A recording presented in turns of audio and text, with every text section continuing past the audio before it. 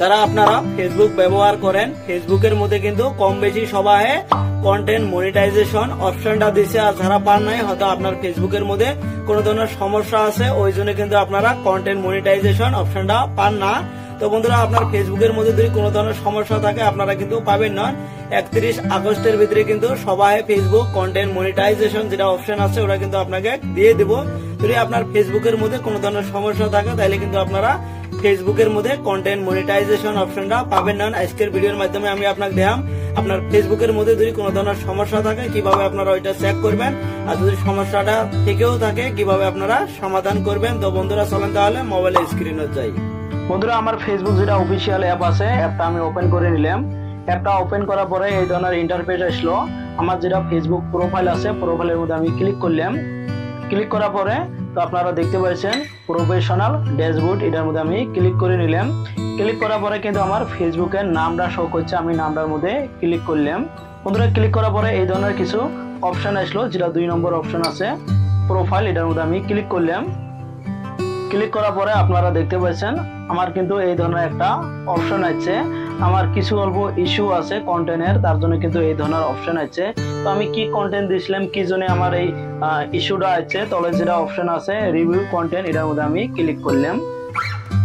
বন্ধুরা, দেখতে পাচ্ছেন এই ধরনের একটা অপশন আছে। এটি দেখেন তলে কিন্তু আমার একটা আছে, মানে এটার মধ্যে কিন্তু আমার কিছু ইস্যু আছে, আমি এটার মধ্যে ক্লিক করলাম। বন্ধুরা, ক্লিক করার পরে এই ধরনের একটা অপশন আছে। আমার কিন্তু এটা যেটা আমি ভিডিও দিছিলাম, ভিডিও যেটা টাইটেল আছে, টাইটেলটা কিন্তু শো করছে কি ভয়ঙ্কর। মানে আমি এটা একটা ভিডিও দিছিলাম, একটা অজগর সাপ একটা মানুষক কিন্তু মানে কমপ্লিটটা গেলে নিছিল, ওই ভিডিওটা দিছিলাম। আমি আপনাকে অল্প পরে দেখাবেনছি। আপনারা চাইলে কিন্তু রুল গেলে দেখে পাবেন, সেই রুল যেটা আছে এটার মধ্যে আপনারা ক্লিক করবেন।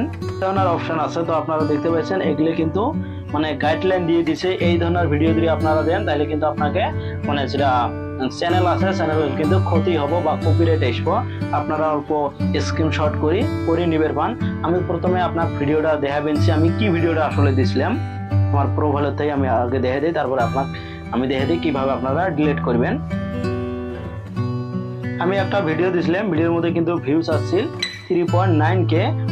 তো আমি এটা কিভাবে ডিলিট করবো, সেম অপশনের মধ্যে কিন্তু যাবো, তাই কিন্তু আমি ডিলিট করবো। আমি আপনার দেখে দিচ্ছি, রিভিউ যেটা অপশন আছে এটার মধ্যে আমি ক্লিক করলাম। এখানে আমি এটার মধ্যে ক্লিক করলাম।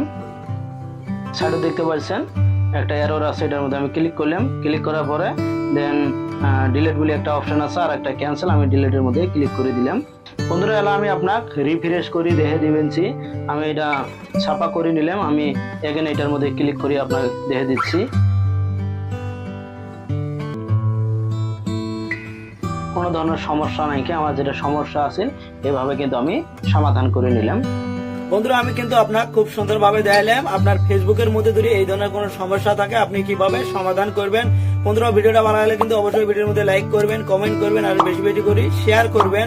আর যদি প্রথমবার আমার ইউটিউব চ্যানেলতে ভিডিওটা দেখে আছেন অবশ্যই কিন্তু ইউটিউব চ্যানেলটা সাবস্ক্রাইব করে বেল আইকনটা অন করে দিবেন। আর যারা ফেসবুকে দেখে আছেন অবশ্যই ফেসবুক পেজটাও ফলো করে একটা লাইক করে দিবেন। থ্যাংক ইউ সো মাচ এতক্ষণ ভিডিওটা দেখার জন্য।